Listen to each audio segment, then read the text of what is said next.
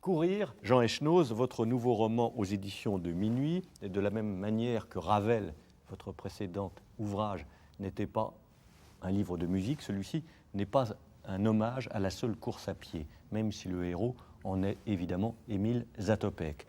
Car vous nous dites, avec ce style qui n'est qu'à vous, qu'au fond, Zatopek est quelqu'un qui n'aime pas courir. Au départ, il est utilisé parce qu'il est ouvrier d'usine et l'usine organise des parcours de longue distance, un cross, auquel il participe contre son gré. Et puis, bon, il n'arrive pas premier, mais il arrive deuxième, il est repéré. Et au bout d'un certain temps, ça commence à lui plaire, mais il est toujours pris dans une contrainte, que ce soit au départ en usine, ensuite à l'armée, puis emblème de la Tchécoslovaquie socialiste.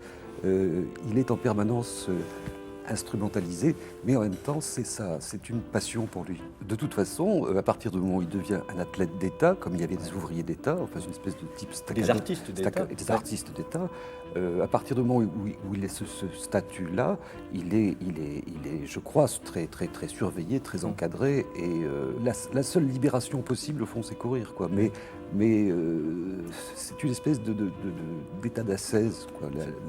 La course remplit sa vie, et d'une certaine manière, elle lui vole aussi. Il a un physique prodigieux, un corps, à vrai dire, assez normal, si je puis dire, et il a ce masque très célèbre de souffrance abominable qui fait qu'on a l'impression qu'il va mourir dès qu'il aura franchi les lignes d'arrivée. Or, ce qui se passe, c'est que non seulement il ne meurt pas, mais en général, il fait encore un tour ou deux simplement pour finalement couper d'avec la compétition.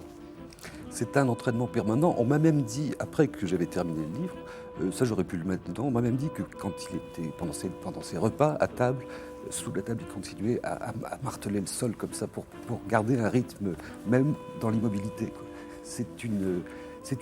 C'est une machine, mais qui n'est pas du tout... D'abord, qui est une machine qui a toujours l'air détraquée, parce qu'il a un style qui est considéré par les techniciens comme aberrant. Il fait tout ce qu'il ne faut pas faire, mais il gagne.